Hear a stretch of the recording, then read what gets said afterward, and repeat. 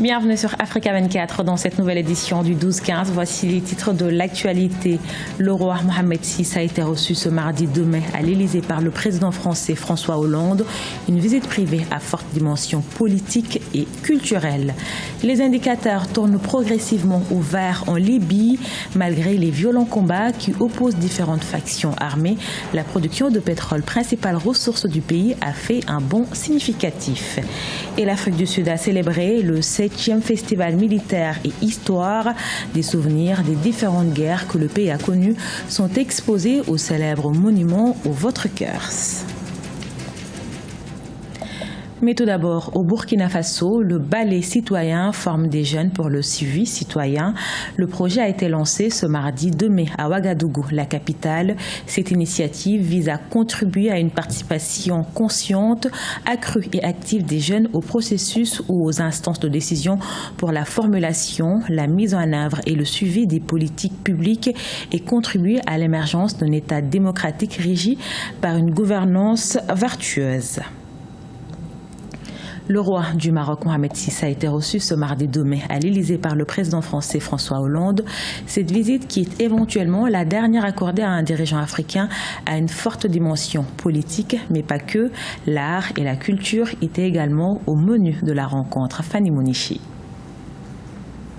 Il est probablement le dernier chef d'État africain à être reçu par le président français François Hollande, dont le mandat s'achève.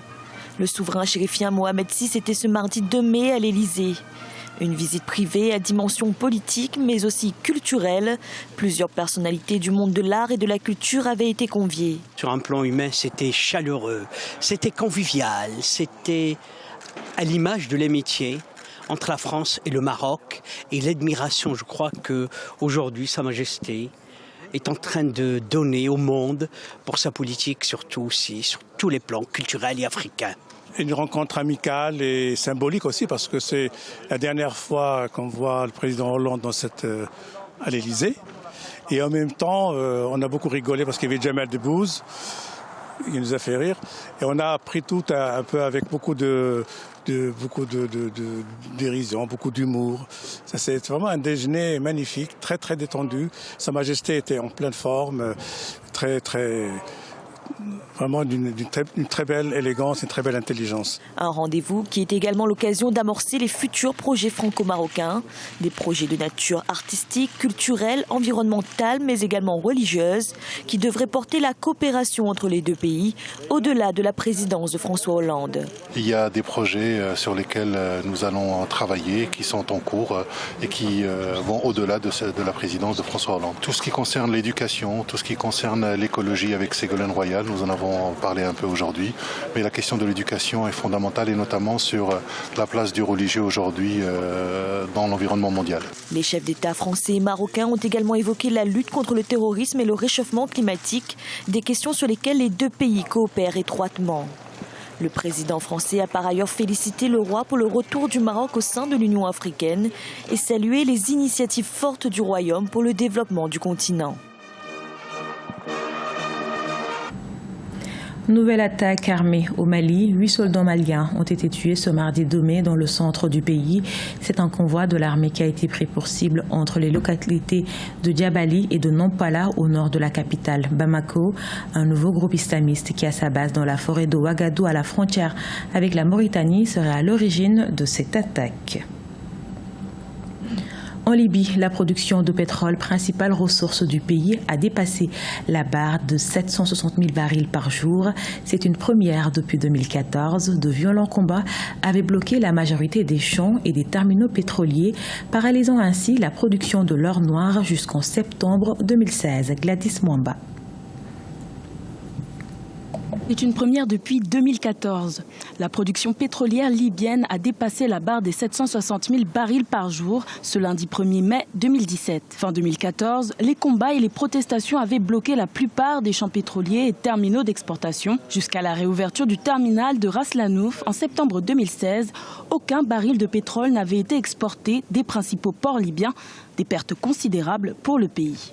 La fermeture des ports pétroliers a coûté plus de 130 milliards de dollars à la Libye. La National Oil Corporation est déterminée à accroître la production puisque c'est le seul moyen d'assurer une croissance des revenus de l'État et sauver ainsi l'économie nationale. La reprise de la production et des exportations pétrolières est nécessaire pour l'économie libyenne.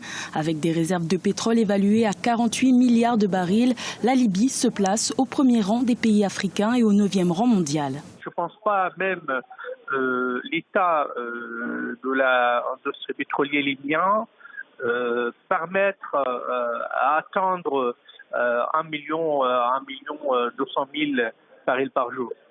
Je pense le maximum 1 million, parce qu'il y a beaucoup de dégâts sur certains puits.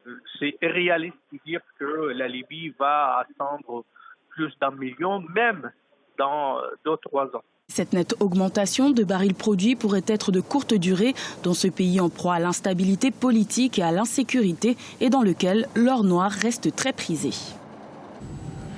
Ce mercredi 3 mai 2017 marquait la journée mondiale de la liberté de la presse, des esprits critiques.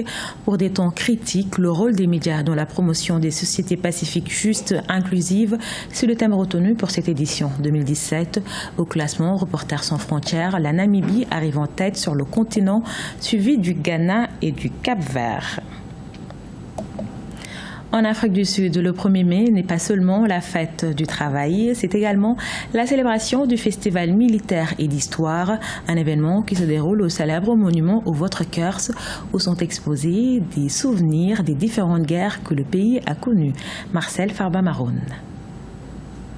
En Afrique du Sud, en dehors de la fête du travail, ce 1er mai a été marqué par la célébration du 7e festival militaire et d'histoire à Pretoria, la capitale. Au niveau de l'historique monument au Voortrekkers, plusieurs personnes se sont rassemblées afin de se remémorer les faits d'histoire, le plus souvent marqués par des conflits armés que le pays a connus depuis 1779. Nous avons apprécié ce festival parce qu'il est bien situé et ouvert à tout le monde. Sur place sont exposés des objets militaires originaux qui ont servi lors de ces conflits. Les personnes présentes pouvaient acheter des objets symboliques de tout genre, instant choisi par les collectionneurs pour ajouter de nouveaux éléments à leur galerie. Beaucoup de collectionneurs qui achètent des objets ici vont tirer un bon profit lors de leur revente. J'ai acheté une vieille horloge datant de la guerre de 1944 que les membres de l'unité de parachutistes impliqués dans ce conflit utilisaient il y a plusieurs années.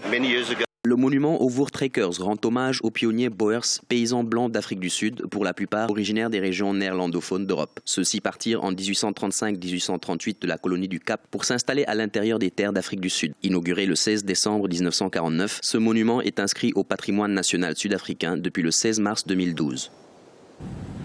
Ce journal a été réalisé par l'ensemble de la rédaction. Nous vous remercions pour votre fidélité. Dans un instant, une nouvelle édition de l'actualité sur Africa 24.